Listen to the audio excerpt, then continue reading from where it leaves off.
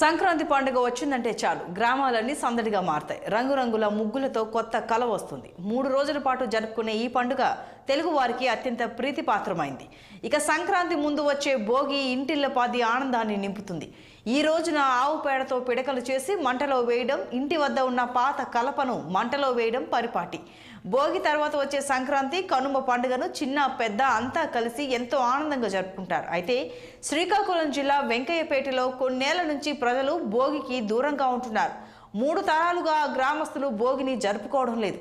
భోగికి ఎందుకు దూరంగా ఉంటున్నారు?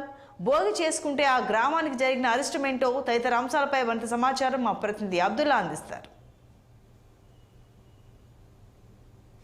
అత్యంత ప్రీతిపాత్రమైన పండుగ మకర సంక్రాంతి. ఈ మకర సంక్రాంతి అనేది 3 రోజుల పాటు నిర్వహిస్తారు.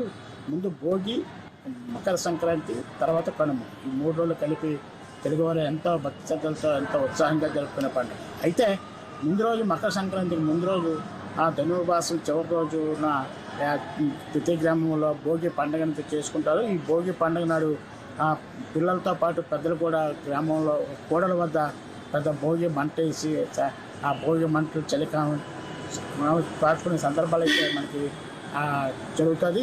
ఇక్కడి నుంచే పండుగ తాలూకా వాతావరణం గ్రామాల్లో కనిపిస్తూ ఉండడం సహజంగా కనిపిస్తుంది. అయితే శ్రీకాకుళం జిల్లాకు సంబంధించినంత వరకు ఈ భోగి పండుగ జరుపుకోలేని గ్రామాలు కూడా కొన్ని ఉన్నాయి. ఆ గ్రామంలో సంక్రాంతి అయితే జరుపుకుంటారు, కానీ భోగి పండుగ జరుపుకోరు. భోగి పండుగ జరుపుకోకుండా గ్రామంలో అయితే పిల్లలు గట్ట చాలా ఇబ్బందులు పడుతున్న సందర్భాలు కూడా మనకి కొన్ని దగ్గర కనిపించిన సందర్భాలు అయితే ఉన్నాయి. ముఖ్యంగా శ్రీకాకుళం జిల్లాకు కోతివేట దూరంలో ఉన్న వెంకయ్యపేట ఈ ఆంధ్రప్రదేశ్ మున్సిపాలిటీ పరిధిలో ఉంది. ఈ వెంకయ్యపేటలో భోగి పండుగ అనేది గత 3 తరాలుగా సుమారు 100 సంవత్సరాల నుంచి ఆ భోగి పండుగను అయితే నిషేధించారు. ఈ భోగి పండుగ నిషేధించడం వల్ల ఆ గ్రామంలో ఎటువంటి మంటలు కానీ భోగికి సంబంధించినంత వరకు ఎటువంటి కార్యక్రమాలు కూడా చేపట్టకపోవడం అనేది జరుగుతుందనేది విశేషం. ముఖ్యంగా ఈ పండుగ జరగకపోవడానికి పెద్ద కారణమైతే ఉంది.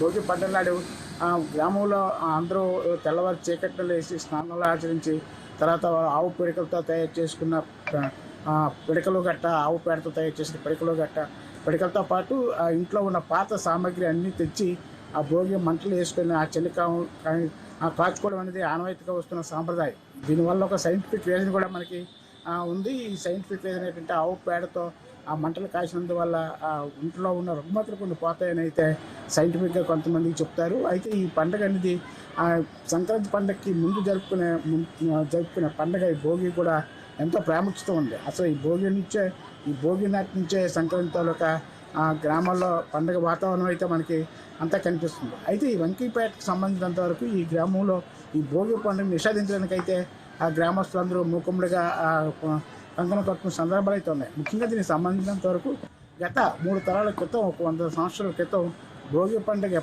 అందరికీ వాళ్ళు కూడా భోగి పండుగ ఇచ్చినప్పుడు వాళ్ళకి కీడు జరిగినట్లయితే గ్రామస్తులు అయితే మనకి తెలియజేసే సందర్భాలు ఉంటాయి. ఆ గ్రామంలో ఆ భోగి మంటలో పడే ఒక వ్యక్తి చనిపోయినందువల్ల అప్పటి నుంచి గ్రామస్తులు ఆ పండుగనైతే విషాదంగా భావించి పండుగనైతే ఆ భోగి మంటలు అయితే ఏకంటా ఉండడం అయితే జరుగుతుంది. ఇప్పుడే తెల్లవారు చీకట్లు వేసి స్నానాలు చేసి యథావిధిగా పనులు చేసుకుంటారు తప్పించి పండుగ వాతావరణం అయితే గ్రామంలో భోగి పండుగ వాతావరణం అయితే ఈ వెంకయ్యపేటలో అయితే కనిపించదు ప్రజెంట్. అయితే భోగి పండుగ తర్వాత వచ్చే సంక్రాంతి కనుమ మాత్రం వాళ్ళు అట్రాసంగా చేస్తారు. అయితే మారుతున్న సమాజంలో సైంటిఫిక్గా ఎంత మనం ఆధునికంగా ఎంత మనం ముందుకు వెళ్తున్నాం, కొన్ని మూఢనమ్మకాలు అయితే గ్రామాల్లో కొన్ని పండుగలను అయితే వాళ్ళు చెల్లించవలసిన పరిస్థితి ఏర్పడుతుంది. ఇది తాజా పరిస్థితి. శ్రీనివాస్తో అబ్దుల్లా 16